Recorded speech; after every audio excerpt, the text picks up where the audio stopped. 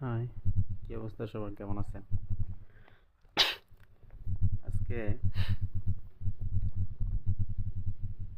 আহ, আমি আপনাদের একটা মজার বিষয় জানাবো।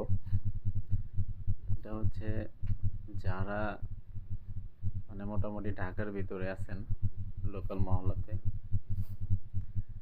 তারা একটা জিনিস মাথায় রাখবেন যে রাস্তার সাথে যদি বাসা হয় তাহলে ওই ক্ষেত্রে কি করা উচিত। আমি আজকে যেমন একটা জিনিস শিখলাম।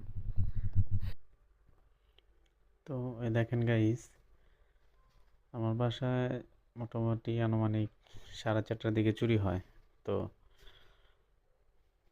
এখানে আমার মোটামুটি টাকা থাকে অনেক ওয়ারড্রোবে। তো মোটামুটি ভালোই, আপনার 10 থেকে 12 হাজার টাকার মতো ছিল। শুধু 100 টাকার নোট আর 500, 1000 এরকম। তো সেগুলো নিয়ে গেছে, আরও অনেক কিছু নিয়ে গেছে, এগুলো না বলি। তারপর আরেকটা বিষয় লক্ষ্য করেন, আরেকটা বিষয় লক্ষ্য হচ্ছে, এখানে আমার একটা টেলিভিশন ছিল। আহ, এটা মোটামুটি প্রাইস ভালোই ছিল, আপনার 44,500 টাকা টেলিভিশনটা। তো জনাব চোর সাহেব আমার টেলিভিশনটা নিয়ে যায়। আবার উনি আবার রিমোটটাও নিয়ে গেছে। এখানে রিমোট ছিল, রিমোটটা নিয়ে গেছে। চার্জারটা নেয় নাই, চার্জারটা আছে। তো আপনারা সবাই সাবধানে থাকবেন। আমার গেটের তালাই নাই। এটা আমার, এই যে রাস্তা,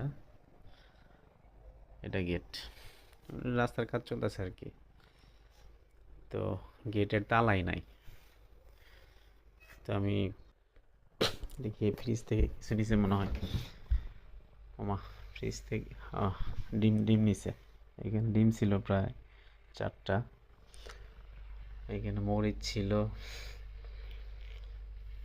তারপরে আরও কিছু সবজি ছিল, এগুলাও নিচে। তারপর দেখি এখানে মাছ ছিল বেশ কয়েকটা, পোটলা ছিল, মাছের মাছের পোটলা নিচে। দুধ ছিল, দুধও নিচে। তো এটাই, এটা হচ্ছে আমি কোনো দিন এই ধরনের ফ্রেশ হই নাই। তো আপনারা যারা এরকম রাস্তার পাশে বাসা, তারা একটু সাবধানে থাকবেন যাতে এইসব জিনিস চুরি না হয়। মোটামুটি